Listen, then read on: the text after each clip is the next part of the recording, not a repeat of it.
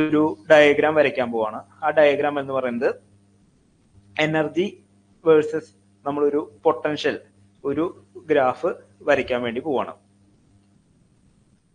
Okay, അപ്പോ ഇവിടെ എന്ത് പറയുമ്പോൾ E versus K band diagram ആണ് നമ്മൾ വരയ്ക്കാൻ പോകുന്നത്. E versus K band diagram ആണ് ഇവിടെ വരയ്ക്കാൻ വേണ്ടി പോകുന്നത്. നിങ്ങളുടെ ഏതെങ്കിലും പോയിന്റുകളൊക്കെ പറയുന്നത് ക്ലിയർ ആവണില്ലെങ്കിൽ പറയണേ. ഇപ്പൊ നിങ്ങളൊരു PSCയുടെ എക്സാംസിന്റെ ഇപ്പോഴത്തെ ഒരു രീതി അനുസരിച്ച് ചോദ്യങ്ങളൊക്കെ അത്യാവശ്യം നല്ല രീതിയിൽ ടഫർ ആയിക്കൊണ്ടിരിക്കുകയാണ് ചോദ്യങ്ങൾ. അപ്പൊ നമുക്ക് കൺസെപ്റ്റ് ക്ലിയർ അല്ലെങ്കിൽ നമുക്ക് ചെയ്യാൻ പറ്റില്ല. അപ്പോൾ അതിനു വേണ്ടിയാണ് നമ്മൾ ഇതേപോലെ പഠിപ്പിക്കുന്നത്. ബിടെക് ലെവലില് നമ്മൾ നോക്കിയിട്ടും കാര്യമില്ല. ഇപ്പൊ ഞാൻ ഇതിന്റെ തന്നെ പ്രിപ്പയർ ചെയ്തപ്പോൾ നിങ്ങൾക്ക് എടുക്കാൻ വേണ്ടി സെപ്പറേറ്റ് ആയിട്ട് പ്രിപ്പയർ ചെയ്തെടുത്തതാണ് ഈ ക്ലാസ് മൊത്തം. അപ്പോൾ ആ ഒരു ലെവൽ എടുക്കുമ്പോൾ തന്നെ ബിടെക് പഠിച്ച ലെവലിൽ പഠിച്ചിട്ടും കാര്യമില്ല. അതിനേക്കാളും കുറച്ചും കൂടി റേഞ്ച് കൂടിയിട്ടാണ് നമുക്ക് ചോദ്യങ്ങളും കാര്യങ്ങളൊക്കെ കൺസെപ്റ്റ് നമുക്ക് അതേപോലെ ക്ലിയർ ആവണം.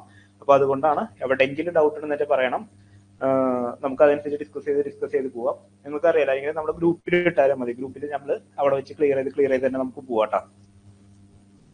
ഇപ്പൊ നമ്മളിവിടെ എനർജി വേഴ്സസ് കെ ഡയഗ്രാം നമ്മളിവിടെ വരയ്ക്കാൻ വേണ്ടി പോവാണ്.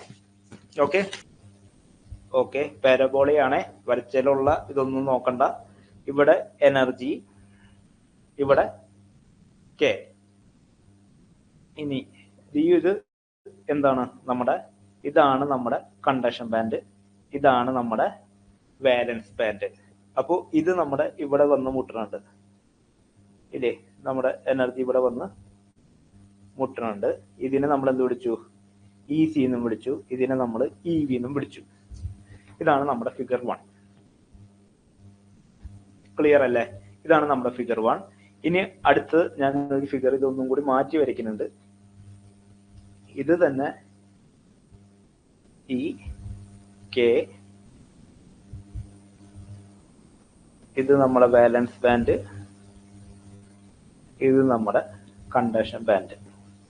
ഓക്കെ, അപ്പൊ ഇവിടെയും വരുമ്പോൾ നമ്മൾ ഈ പറഞ്ഞ പോലെ ഇതാണ് EC, ഇതാണ് EV. ക്ലിയർ അല്ലേ? ഇതാണ് നമ്മുടെ ഫിഗർ 2 വരുന്നത്. ഇത്ര ക്ലിയർ അല്ലേ?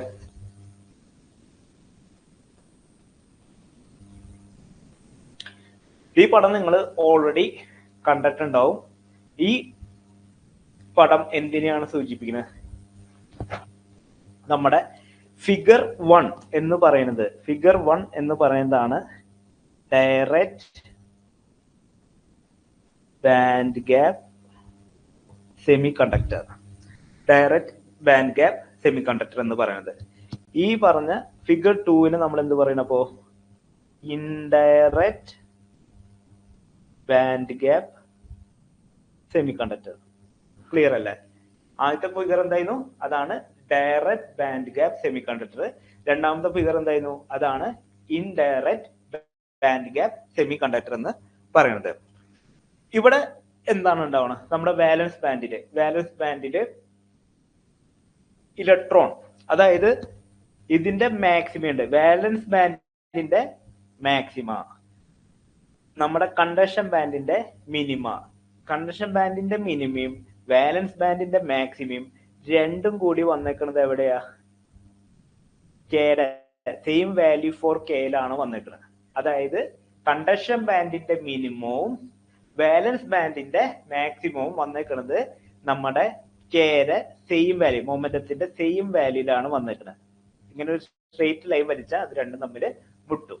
ഓക്കെ, അപ്പോ ഇവിടെ ഇലക്ട്രോൺ എക്സൈറ്റ് ചെയ്ത് വാലൻസ് ബാൻഡിൽ നിന്ന് കണ്ടക്ഷൻ ബാൻഡിൽ പോയി, അല്ലെങ്കിൽ അവിടുന്ന് എനർജി ലൂസ് ചെയ്തിട്ട് കണ്ടക്ഷൻ ബാൻഡിലുള്ള ഇലക്ട്രോൺ നേരെ തിരിച്ച് വാലൻസ് ബാൻഡിലേക്ക് വന്നു. ഓക്കെ, ഈ രണ്ടിനും വേണ്ടി നമുക്ക് ഇവിടെ സെയിം ഒറ്റ പാത്താണ് ഇവിടെ ഉള്ളത്. അതായത് ഇവിടെയുള്ള ഇലക്ട്രോൺ ഇങ്ങനെ നേരെ പോകുന്നു, കണ്ടക്ഷൻ ബാൻഡിൽ എത്തുന്നു. ഈ കണ്ടക്ഷൻ ബാൻഡിലുള്ള ഇലക്ട്രോൺ എന്ത് ചെയ്യും? എനർജി ലൂസ് ചെയ്ത് നേരെ വാലൻസ് ബാൻഡിൽ വരുന്നു. അവിടെ ഒറ്റ പാത്തേ അവിടെ ഉള്ളൂ.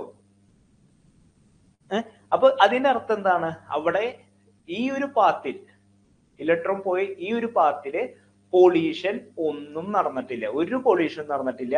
ഇവിടുന്ന് എക്സൈറ്റ് ചെയ്ത ഇലക്ട്രോൺ ഒരു കുഴപ്പമില്ലാണ്ട് നേരെ കണ്ടക്ഷൻ ബാൻഡിൽ പോയി. അതേപോലെ തന്നെ എനർജി ലൂസ് ചെയ്ത ആ ഇലക്ട്രോൺ ഒരു കുഴപ്പമില്ലാത്ത സെയിം പാത്തിലൂടെ എവിടേക്ക് വന്നു, വാലൻസ് ബാൻഡിലേക്ക് വന്നു. ഇതാണ് ഇവിടെ നടന്നേക്കുന്നത്. അപ്പൊ ഇവിടെ ഒറ്റ പാത്തേ ഉള്ളൂ, നമ്മുടെ ഡയറക്റ്റ് ബാൻഡ് ഗ്യാപ്പ് സെമികണ്ടക്ടറിൽ ഒറ്റ പാത്തേ ഉള്ളൂ.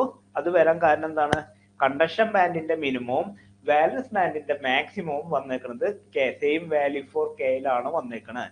അതുകൊണ്ട് അവിടെ ഒറ്റ പാത്ത് മാത്രമേ ഉള്ളൂ.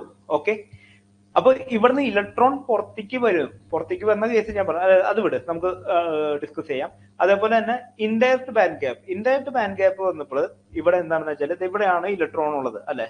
ഇവിടെയുള്ള വാലൻസ് ബാൻഡിലുള്ള ഇലക്ട്രോൺ കണ്ടക്ഷൻ ബാൻഡിലേക്ക് പോയി, അല്ലെങ്കിൽ കണ്ടക്ഷൻ ബാൻഡിലുള്ള ഇലക്ട്രോൺ വാലൻസ് ബാൻഡിലേക്ക് വന്നു.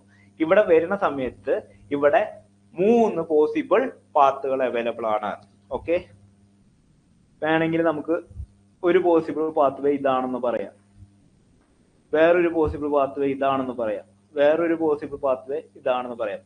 അതായത് എനർജി ലൂസ് ചെയ്തിട്ട് അവിടെ കൊളീഷൻസ് നടക്കുന്നുണ്ട്. പല രീതിയിലാണ് ഇലക്ട്രോൺ, പല പാത്തിലൂടെ ആയിരിക്കും ഇലക്ട്രോൺ കണ്ടക്ഷൻ ബാൻഡിൽ നിന്ന് വാലൻസ് ബാൻഡിലേക്ക് എത്തുന്നത്. നമ്മുടെ ഡയറക്റ്റ് ബാൻഡ് ഗ്യാപ്പിൽ നിന്നിട്ട് അവിടെ ഒറ്റ പാത്തുള്ളൂ, പക്ഷെ ഇൻഡയറക്റ്റ് ബാൻഡ് ഗ്യാപ്പിൽ അവിടെ ഒന്നിൽ കൂടുതൽ പാത്തുകളുണ്ട്. അതായത് എക്സൈറ്റ് ചെയ്തിട്ടുള്ള ഇലക്ട്രോൺ നേരെ കണ്ടക്ഷൻ ബാൻഡിലേക്ക് പോകുന്നു, കണ്ടക്ഷൻ ബാൻഡിന്റെ ഇലക്ട്രോൺ എനർജി ലൂസ് ചെയ്തിട്ട് തിരിച്ച് ഇവിടേക്ക് വരുന്നു.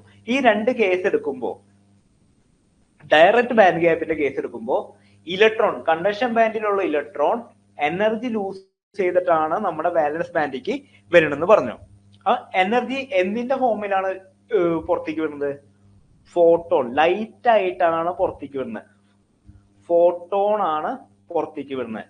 പക്ഷെ നമ്മുടെ ഇൻഡയറക്റ്റ് ബാൻഡ് ഗ്യാപ്പിൽ എന്താണ്, അവിടെ ഹീറ്റ് ആണ് പുറത്തേക്ക് വിടുന്നത്, ലൈറ്റ് അല്ല, ഹീറ്റ് ആണ് പുറത്തേക്ക് വിടുന്നത്, ഫോനോൺ എന്ന് പറയും. അപ്പോ